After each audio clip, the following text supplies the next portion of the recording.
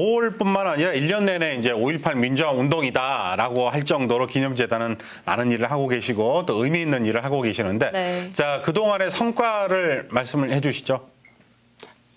지금 특히 이제 올해 들어서 재단의 사업에 대해서 또 재단 활동에 대해서 시민들의 또 관심이 높아지고 있는 것도 또 중요한 성과 중에 하나라고 봅니다. 네. 최근에 저희들이 이제 광주 인권상 수상자를 발표를 했는데요. 홍콩의 변호사하고 이란의 교사 노동자위원회가 상을 받게 됐어요. 그런데 오히려 이제 그 나라 정부에서 또 뭐 강하게 항의가 있었습니다. 오히려 이런 게 어떤 시민들의 관심을 높이는 그런 걸로 좀 작용하지 않나 싶고요. 또 전원 광주 방문이라든지 또 그에 대한 대응이라든가 이런 것도 시민들의 관심을 높이고 또 소통하는 차원에서 이루어지는 그런 거라고 좀 보고 있습니다. 네. 또 5.18 진상규명조사위원회와도 활동을 함께 하는 걸로 알고 있는데요. 위원회 활동이 올해 종료가 됩니다. 그동안 활동하시면서 새롭게 밝혀진 사실들이나 좀 큰 성과라고 꼽을 수 있는 게 있다면 어떤 게 있을까요? 그 60만 건에 이르는 그 문헌들이 좀 확보가 됐어요. 네. 그리고 2,800명이 넘는 계엄군을 이제 전수 조사를 해서 사실관계를 확인하는 것들, 그다음에 발표 사실들을 하나하나씩 규명해라는 것들, 이런 부분들은 상당히 이제 나름의 성과라고 보고요. 여전히 이제 우리가 해결되지 않고 있는 것 중에 뭐 발포 명령자, 그다음 행방불명자 이런 게 해결되지 않고 있긴 한데, 행방불명자는 그동안 17교소에 대한 현장 집시 조사를 진행을 했습니다. 그리고 어젠가요? 그 해남에서 유골 3구가 발견됐다는 그런 보도가 좀 있었잖아요. 근데 그 부분도 아마 유전자 감식을 하게 되면 정확한 조사 결과가 좀 있을 걸로 봅니다. 네. 자, 혹시 5.18 진상규명조사위원회 그 연장에 대한 이제 관심이 높아지고 있습니다. 혹시라도 이제 활동이 종료된다면 위원회가 하던 역할은 또 어떻게 되는지 연장 여부와 더불어서 함께 말씀을 해주시죠. 올해 말까지가 활동 기간입니다. 이제 4년간 활동을 한 건데요.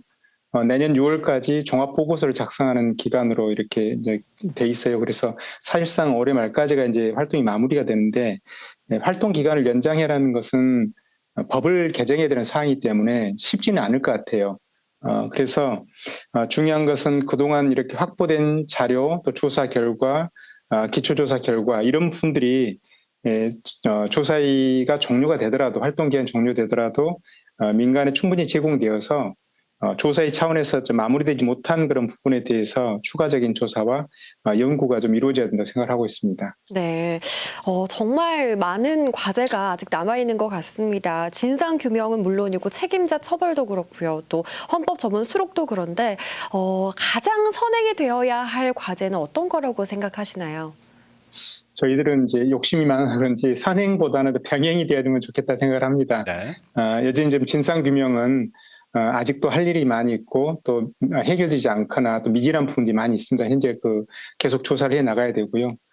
또 하나는 여러 언론에서도 말을 합니다만은 5.18 정신에 대한 헌법 전문 수록 이 부분도 대통령과 어떤 정치권에서 어떤 대승적인 결단을 통해서 해결해 줬으면 좋겠다 이렇게 생각을 하고 있습니다. 네. 만약에 그렇게 된다면 이게 5.18의 역사에서 어떤 큰 획이 그어지는 아주 중대한 그런 사건이라고 생각합니다. 네, 그렇게 되기를 바라보고요. 향후 재단의 방향에 대해서도 말씀을 해주시죠. 저희들은 진상규명과 정신계승, 또 교육사업 이런 부분에 다양하게 좀 활동을 하고 있는데요. 내년이 재단 창립 30년이 됩니다.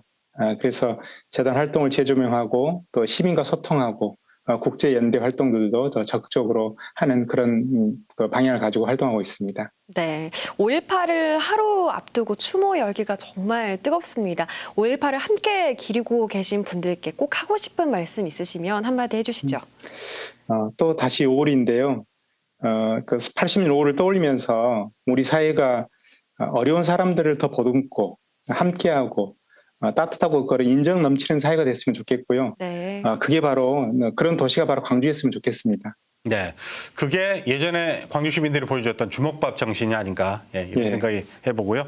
자, 지금까지 5.18 기념재단 이기봉 사무처장과 화상으로 만나봤습니다. 오늘 말씀 고맙습니다. 감사합니다. 네, 감사합니다. 네.